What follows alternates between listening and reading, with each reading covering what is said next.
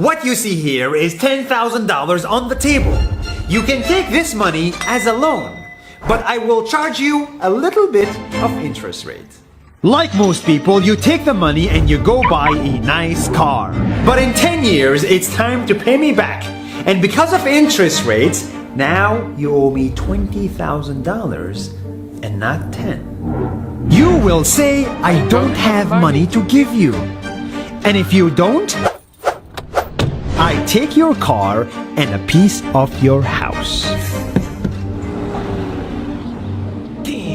This is how debt works. And after 3 years of traveling the world, I noticed that this is exactly what China is doing. For example, take the small island nation of Sri Lanka. This developing country needs money and China has a lot of it.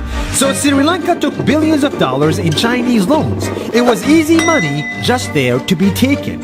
And with that, they built skyscrapers, highways, airports, and shipping ports. The country grew and prospered.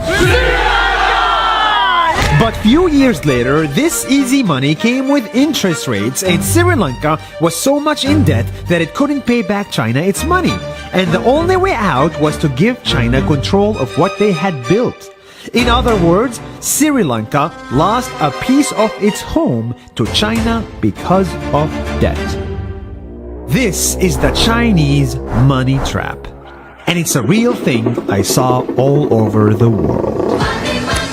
In Papua New Guinea, I saw $2 billion in loans given by the Chinese to build skyscrapers, infrastructures, and ports. But there is no way this remote developing country can pay it back or its interest rate. And the only way out is to give China control of the country. In the Maldives, Pakistan, Malaysia, Laos, Kazakhstan, Mongolia, Egypt, Kenya, and South Africa,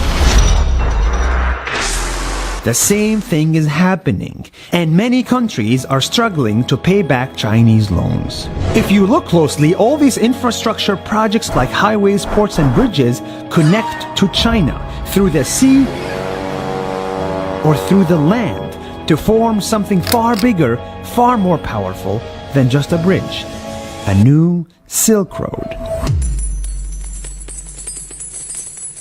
The world is already made by China, and I think slowly it will be owned by China.